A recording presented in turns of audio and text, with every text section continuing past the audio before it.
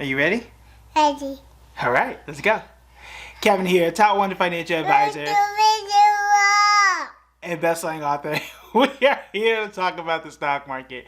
As expected, we did get an update on student loan forgiveness. So we need to discuss what impact is it going to have on inflation? Because if you scroll through Twitter, which I do not suggest that you do right now, there are a lot of thoughts saying that this is going to impact inflation and now we're all going to pay for this, and that prices across the board are going to skyrocket. The economy is going to tank because inflation is connected to the stock market. So let's clearly explain what the plan is for student loan for debt forgiveness and how, if at all, this is going to impact inflation. All right, so I'll put this up here so we can all read all the facts together. But the Biden administration is canceling up to $20,000 in federal student loan debt for Pell Grant recipients. Pell, P-E-L-L. And the Pell Grant was for those who made under a certain income amount. I think my freshman and sophomore year of college, when I first started, was difficult. It was hard. I was first generation college student, and I received that Pell Grant. So $20,000, if I had $20,000 undergrad debt, which I don't, this was going to forgive that. Okay, so that's one part of it. The other part here is that $10,000 for individual federal student loan debt borrowers who make below $125,000. If you're married and you file your taxes jointly, then this is going to be up to $250,000. Now, the second part of this, which I don't think enough people are talking about, is this right here. When you are paying your undergrad student loan debt, you can select an income-based repayment program. Under the old rules, and this was updated today, your payments will be capped at 10% of your income. Now that is down to 5%, which means that your student loan debt payment could be cut in half. The other part of this too is that the pause is going to end after the 31st of December. So at the end of this year, people are going to start making payments in January 2023 and beyond. Okay, so those are all the facts that we know of today. I'm consistently learning about this. Again, I'm recording this during the day. I usually wait until like 6 to record these. So there's still some developments. Those are the key things. $20,000 if you got a Pell Grant. If you make under $125,000 as an individual, you get 10. And then if you are married filing jointly and you make under $250,000 combined, you get 10. Pell Grant, you get 20. Okay, that's the rule so far. And then payments for undergrad capped at 10. That is moving down to 5. Now, what impact is this going to have on inflation? Because there are a lot of thoughts out there. Fortunately for you, because you hit the like button and you hit the subscribe button, I got a degree in economics, which I only owe $2,000 left on, which I guess I don't owe that anymore. So it is now free, I suppose. But in either case, here's the thing.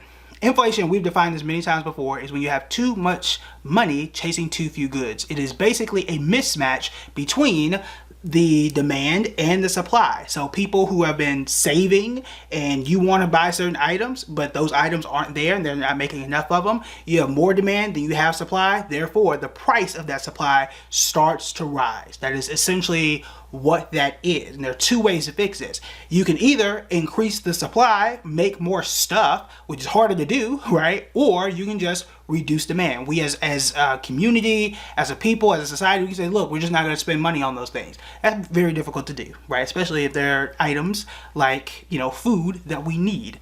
But that is how we got here. And a lot of it has been on supply chain.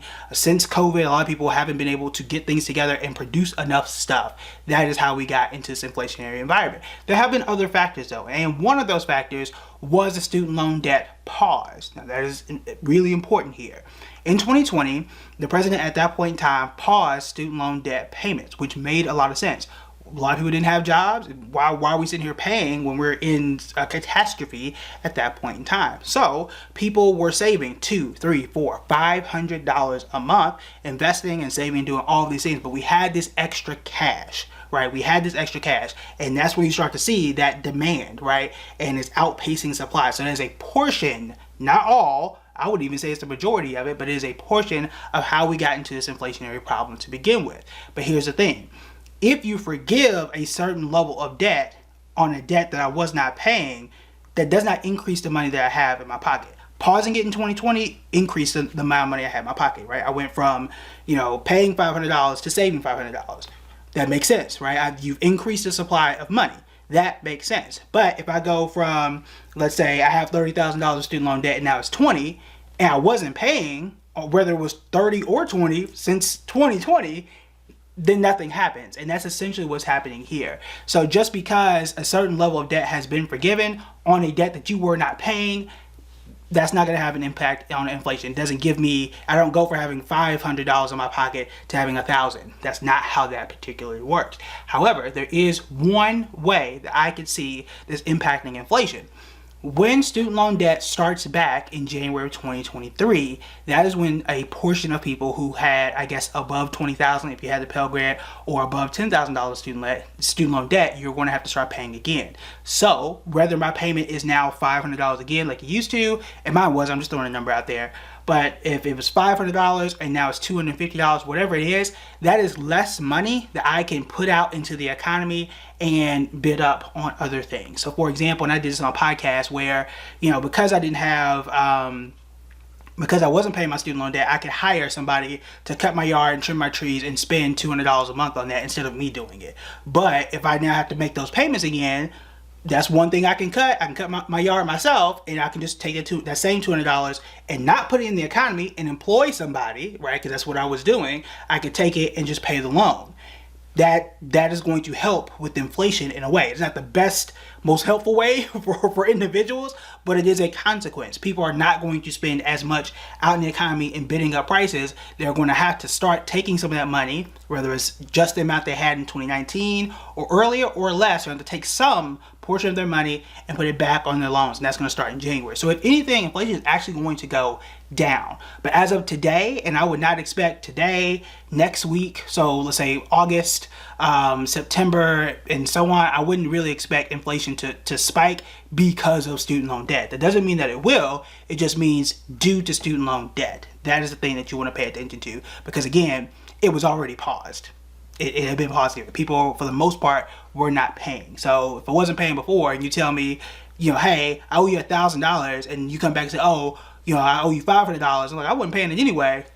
That doesn't really impact anybody. So no, it's not going to increase in inflation, but we do expect it to decrease inflation, especially starting in January and the months prior. Okay, that is how it works. Okay, all right. So that is it for me. Make sure you hit the like and subscribe button, and make sure that you check out the members only. I'll put that link right here. We do exclusive videos. Y'all know we do great company breakdowns. I'm looking forward to a company that Chris had submitted, so I'll be looking at that. And then I want to get time, depending on how the news breaks this week. I want to do a video about some of my favorite finance books, since that was something that we had talked about as well. So keep your eye on those. Again, like and subscribe button, members only, and that's it. I'll see y'all tomorrow.